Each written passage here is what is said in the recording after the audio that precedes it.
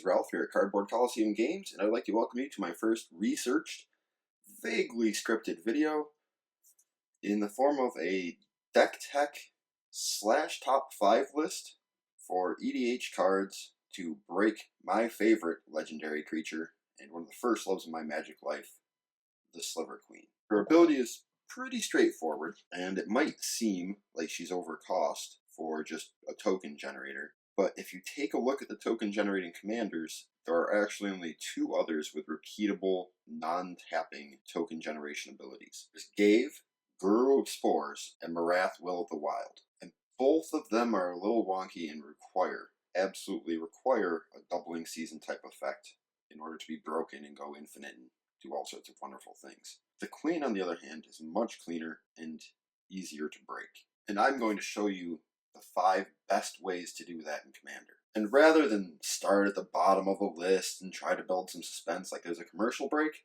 I'm going to do this a little more logically and as a slightly higher level of service to anybody who might actually watch this. Now we're going to start with the #1 must-have if you're going to play a Sliver Queen Commander deck. Absolutely have to have this card. #1 with a bullet is Mana Echoes. It's 2 red, 2 generic for an enchantment. Whenever a creature comes into play, its controller gets 1 colorless mana for each creature that shares a type with it, including itself. This card alone, if it's on the table and Sliver Queen hits, she can combo off, gain infinite tokens, and infinite mana with just this 1 card. I would break down exactly how it works, but it seems pretty self-explanatory. All I can say is, go out, spend the $12, buy this card first. And that brings us to #2 on our list, which is the original card that broke Sliver Queen all to death way back in the days before there was Commander. With #2, we have Astronaut Altar. It is a 3-drop artifact that allows you to sacrifice a creature and gain 2 colorless mana. Seems relatively innocuous until you put together with the Sliver Queen, whose ability is pay 2 mana to generate a creature. By itself, with just those 2 cards on the table, it allows you to infinitely cycle in and out of play 1/1 tokens. Not overwhelming on its own, but with any other piece on this list, it can go infinite to generate tokens, generate mana, or just win the game. The last 3 spots have a little bit of wiggle room as there are variations on them, more so than there are with Mana Echoes and Astronaut's Altar. Those 2 are pretty unique in their power level. The last 3, you have a little room for duplication or budgeting, and we start them with the necessary win conditions to go with any good token deck. My personal favorite, and perfectly on flavor, is Altar of the Brood. At 1 mana, it sits on the board and causes your opponents to mill every time a creature hits your board. Combined with the Sliver Queen and #1 or 2 on this list, you go infinite, you mill them out, and you win. There are a few other options, and I'm sure the comment section will just light up with them, but really, 1 colorless mana in a 5-color deck is a very good choice. Numbers 4 and 5 both seek to reduce the cost of an individual Sliver token down to 1 or 0, but they do it from slightly different angles. At #4, with all apologies to doubling season, I present to you Parallel Lives. At 1 green and 3 mana, it's an enchantment. Whenever a creature token would come into play under your control, twice that many are put into play instead.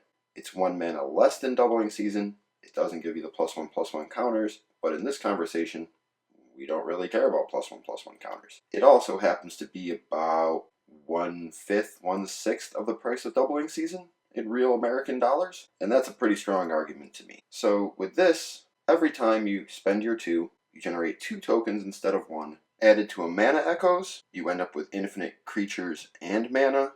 Added to an Astronaut's Altar, you can sacrifice 1 of those tokens to generate 2 more mana to generate 2 more tokens, and continue that process for infinite tokens and or infinite mana. And there are a host of ways of generating 1 mana at a time per creature, and those also all break anytime you see the word double or twice. By the same token, we have #5, which is Training Grounds. For just 1 blue mana, this enchantment reduces the Sliver Queen's ability itself down to just 1 mana. And as we saw with Parallel Lives, we already know that if you can get 1 token for 1 mana, that allows you to go infinite any number of ways.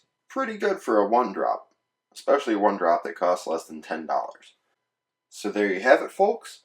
My top 5 cards to break the most broken of token producing commanders. Now, if you tuned in here at the end expecting to see number 1 pop up and you didn't know that things were a little backwards around here, I'll give you the list real quick. At number 1 we had Mana Echoes, at number 2 Astronaut Altar, at number 3 Altar of the Brood, at number 4 Parallel Lives, and at number 5 Training Grounds. Okay folks, I hope to see you next video where I'll be breaking down the secondary options and the substitutions that you can make for these top 5 cards to make more budget options or just to have backups so you can make a deeper, more all-in token Sliver Queen deck. If you have any ideas of your own, or if you just want to trash talk my list making abilities or my speed impediments, please feel free to write down in the comments, and please, please, please share the word. This really is all for a great cause to bring a nice little store to a nice little town. And I'd be more than happy to tell you all about it if you want to go check out our Facebook page, Twitter, or check out our YouTube channel. If you subscribe, you can find out every little thing about me you could ever want to know. Thanks again for coming, and have yourself a family-tastic day.